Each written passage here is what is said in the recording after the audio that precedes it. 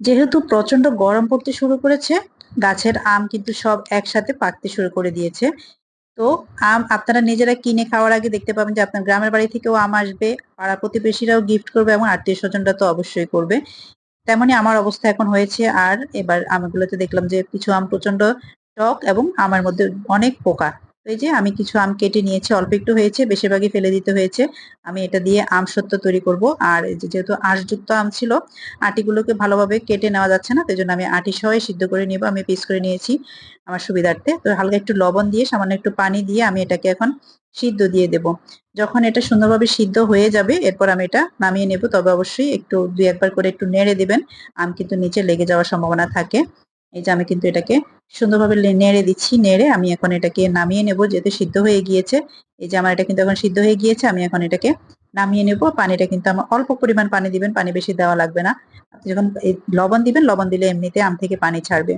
তো আমার এটা সিদ্ধ হয়ে যাওয়ার পরে আমি এখন এটাকে নামিয়ে ঠান্ডা করে নেব। ঠান্ডা করার পরে আমি কি করব, যে যে আটিগুলো দিয়েছিলাম, আটিগুলো আমি আগে এভাবে চিপে চিপে আমগুলো বের করে তারপরে এটাকে এভাবে নিয়ে নেব। এই যে আমার পালটা তৈরি হয়ে গিয়েছে। এখন আমি এটাকে একটা ঝাঁঝরিতে সেঁকে নেব। সেঁকে নিলে হবে কি, আমার আমসত্ত্বটা স্মুথ হবে। যখন আপনি এটাকে পিস পিস করে কাটবেন, তখন এটার মধ্যে সুন্দর একটা আপনি টেক্সচার পাবেন। তখন আর যে আঁশগুলো থাকবে না, বা সুন্দর একটা সাইজ বা শেপে আপনার এটা আপনি কাটতে পারবেন। আমি এটাকে সুন্দরভাবে এখন এই যে সেঁকে নিব। আমি সেঁকে নিয়েছি।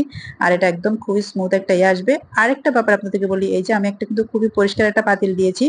তলানিতে কালো যদি লেগে থাকে, এ ধরনের আপনি যদি সিলভারের পাতিলগুলো ব্যবহার করতে করেন, তলানি যদি কালো হয়ে থাকে আগের পুরনো পাতিল, তাহলে এগুলো দিবেন না।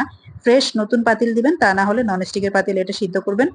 তা না হলে আপনার কি হবে, আমসত্ত্বটা একটু তিতা হয়ে যাবে এবং কালারটাও চেঞ্জ হয়ে যাবে, কারণ টকের কারণে আপনার পাতিলের তলানির যে কালো কালো যে পোড়া অংশগুলো থাকে, সেগুলো কিন্তু আমের সাথে উঠে চলে আসবে। জিনিসটা মাথায় রাখবেন। এরপরে কিন্তু আমি এখানে পরিমাণ মতো লবণ, তারপরে চিনি, আমি এখানে হাফ কাপ চিনি দিয়েছি, পরে আমি আরো কোয়ার্টার কাপ দিয়েছিলাম, তারপরে 1 চা চামচ দিয়েছি চিলি ফ্লেক্স। এরপরে থিকনেসটা খুব দ্রুত আনার জন্য আমি দিয়ে দিয়েছিলাম এখানে কর্নফ্লাওয়ার। আমি এখানে 2 চা চামচ কর্নফ্লাওয়ার অল্প একটু পানিতে মিক্স করে সাথে সাথে দিয়ে কিন্তু সাথে সাথে নেড়ে দিতে হবে, তা না হলে দলা পেকে যাবে, এটা আমরা সবাই জানি। আর যেহেতু আমি একটু পাকা আমের ইয়ে করছি, আমসত্ত্বটা করছি, আর ইয়েলিশ ভাবটা আর একটু বেশি করার জন্য আমি এখানে একটু ইয়েলো ফুড কালার ব্যবহার করেছি। আপনারা চাইলে এটা অ্যাভয়েড করতে পারেন, এটা সম্পূর্ণ আপনাদের পার্সোনাল ব্যাপার। আমি একটু দিয়েছি, মাঝে মধ্যে আমি একটু এভাবে এক্সপেরিমেন্ট করে থাকি, এই জন্য আর কি। তো এই যে দেখতে পাচ্ছেন আমার এটা কিন্তু হয়ে গিয়েছে। বড় বড় বুদবুদ যখন উঠবে তখন বুঝবেন যে এটা হয়ে গিয়েছে।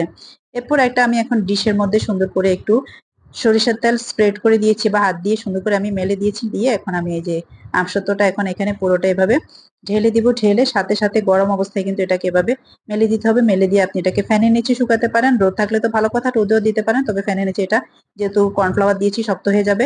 এরপর আপনি এটা নর্মালে বা বাইরে যেখানে পারেন নর্মাল ফ্রিজে বা রাখতে পারেন, অনেকদিন পর্যন্ত ভালো থাকবে। যেহেতু চিনি দেওয়া হয়েছে, চিনিটা কিন্তু প্রিজারভেটিভের কাজ করে।